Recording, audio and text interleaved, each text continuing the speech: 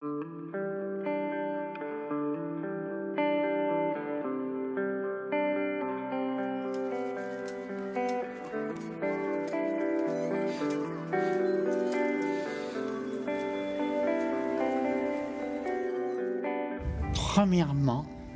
il n'y avait rien ici. Le désert, vraiment. Mais vraiment, là, il n'y avait que des champs. Les paysans nous donnaient des salades quand on passait. Et c'était des champs de citrouilles. Citrouilles et choux. Voilà. Les choux. Il y avait des choux. Choux de Bruxelles. Les choux de Bruxelles. Elle précise. Choux de Bruxelles. Choux de Bruxelles. Quand j'étais petite, je venais cueillir les petits pois. Avant d'aller à l'école le matin, alors on se donnait à 5 h du matin à venir cueillir les petits pois. Il y avait des cerises, beaucoup d'arbres fruitiers, des cerises, et puis en juillet, c'était des abricots, des excellents abricots. Oui. Donc c'était une ville campagnarde, on va dire. Enfin, on était à la campagne. Il faut dire qu'en 1969, c'était la pénurie. Et tous les gens de la résidence se sont tenus les mains. Ceux qui avaient de l'essence emmenaient les autres, ils participaient d'une manière ou d'une autre. Donc par conséquent, ça a permis à la moitié de la résidence de se connaître. C'était une famille, quoi. C'était tout le monde, on se recevait, on faisait des petites fêtes et tout. Et on s'est tellement bien entendu qu'on a géré la résidence pendant 27 ans. Bon, on vivait un peu en vase clos, mais on faisait des fêtes, ça, il n'y a pas de doute.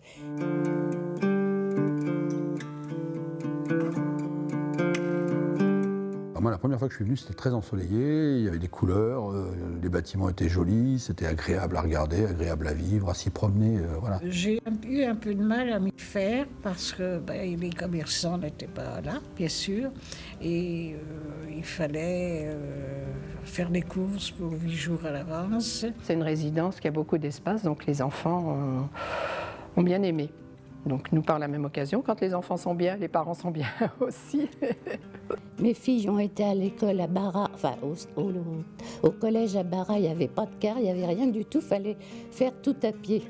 C'est un quartier qui est quand même depuis toujours situé sous les lignes des avions, au bord de l'autoroute, dans un triangle un peu isolé du centre-ville. Hein. C'est toujours ça n'a pas changé. Il y a beaucoup d'hétérogénéité dans le quartier, et en fait pour le coup c'est un quartier qui peut faire peur.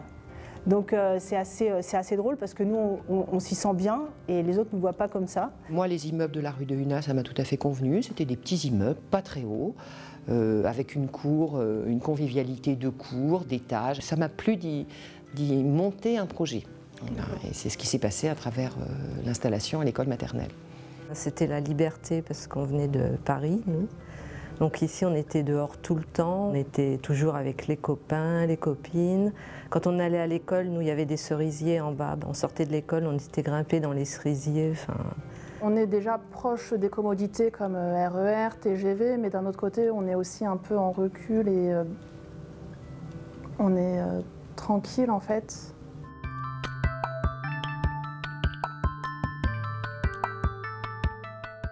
Quand nous, on était en âge d'école primaire, il n'y avait pas l'école Taillant. On allait à l'école Jules Ferry.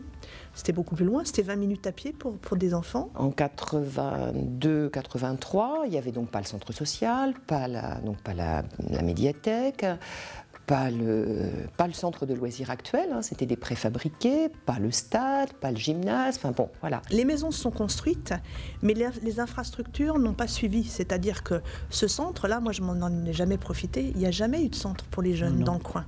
Ça a été un quartier qui a été très très isolé pendant très longtemps. Et il y avait déjà toute une équipe, et puis une volonté aussi de l'équipe municipale à ce moment-là, de faire vivre ce quartier et d'y apporter des améliorations. Maintenant, ils disposent d'un gymnase, d'un centre de loisirs en dur, d'une crèche en dur depuis très peu de temps, d'un centre social. Voilà, il y a eu beaucoup d'évolutions, beaucoup de travaux, beaucoup d'installations pour que la vie sociale puisse se développer. Le petit aire de jeu pour enfants à côté du centre social qui n'existait pas, et puis le bac à sable dans la résidence Hunat, où les mamans peuvent se retrouver. Il y a encore beaucoup de choses à faire parce que, notamment au niveau des commerçants, pour des personnes âgées, il n'y a pas de commerce.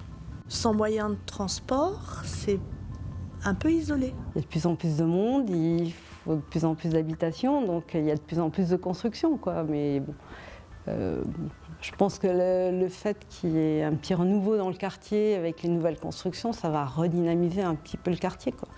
Enfin, bon, pour moi, c'est un point positif. La commune a aussi une démarche où où ils ouvrent enfin, au privé, mais en même temps à des logements sociaux. Donc l'esprit qu'il y a déjà dans le quartier peut perdurer avec cette option de la municipalité, en tout cas on l'espère, quoi.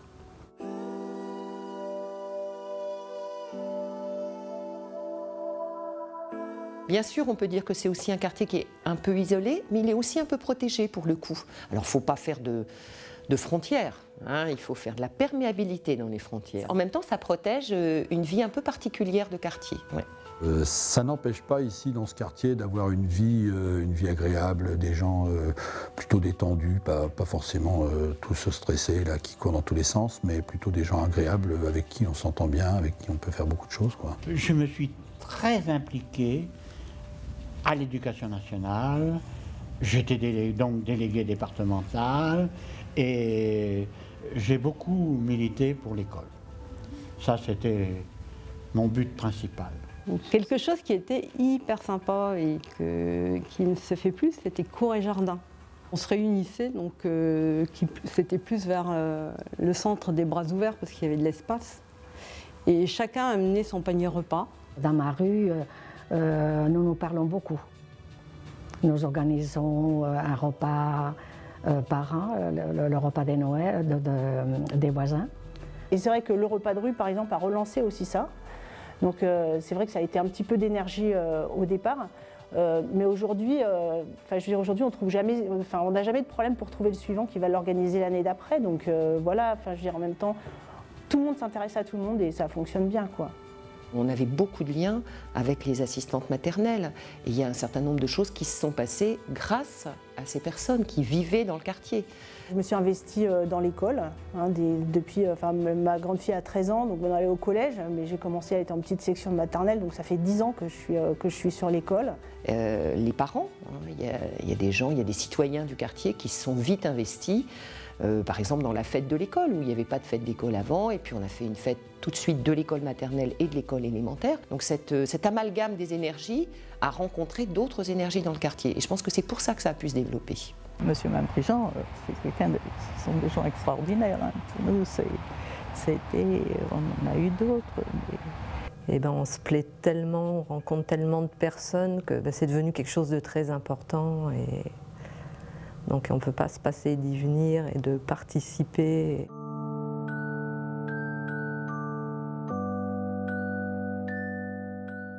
Le centre, c'était vraiment un peu le point de ralliement et tout se passait autour du centre. Donc on était sûr en venant par ici qu'il y aurait toujours quelqu'un avec qui papoter, aller voir, et puis l'entraide après. Quand ils ont fait les jeux pour les personnes âgées, il y a eu beaucoup de dames qui ne travaillaient pas, qui s'ennuyaient, qui sont venues ici.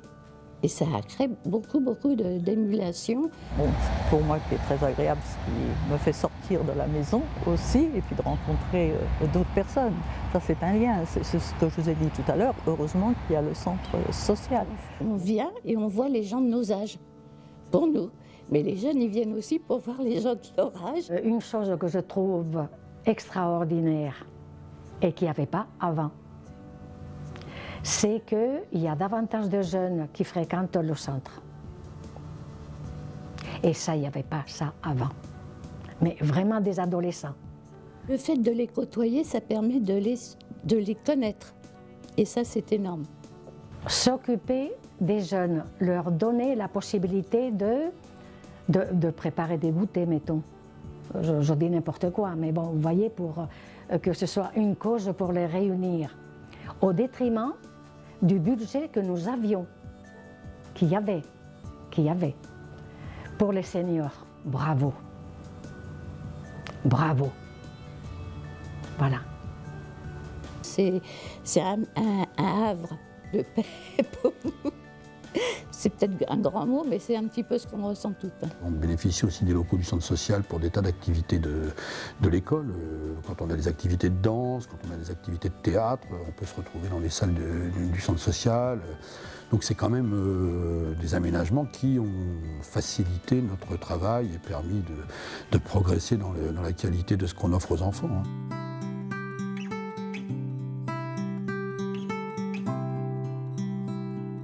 quand on était au centre de loisirs il y a une trentaine d'années, et à qui je demandais s'il savait qui était Marcel Cerdan, puisqu'il y a une rue Marcel Cerdan dans le quartier, qui m'a répondu non, c'est un copain à toi. Il y a eu la construction d'un vaisseau spatial, je crois que c'était en 85-86. On ne pourrait plus le faire maintenant, hein, mais c'était une vraie soucoupe à l'intérieur de la cour de l'école. Les parents qui venaient, qui sciaient, il y avait des parents qui étaient à Orly, qui ont récupéré du matériel, des avions. Les petites kermesses où on brûlait Monsieur Carnaval, le petit hamster qu'on récupérait tous les vendredis soirs, chacun notre tour, pour passer le week-end chez nous, par exemple. Monsieur Taillant, c'était Étienne Taillant. Oui, Étienne Taillant, c'était un ancien instituteur. Ouais, hein, un ancien instituteur. Et très impliqué dans l'école. Et c'était très instituteur 3e République. Type. C'était le président de l'amicale laïque, qui existe toujours, l'amicale laïque. Et alors, c'était un instituteur, donc un ancien instituteur qui était très très sévère. Il venait toujours avec sa grosse voix pour nous discipliner pendant le cours de danse. Voilà.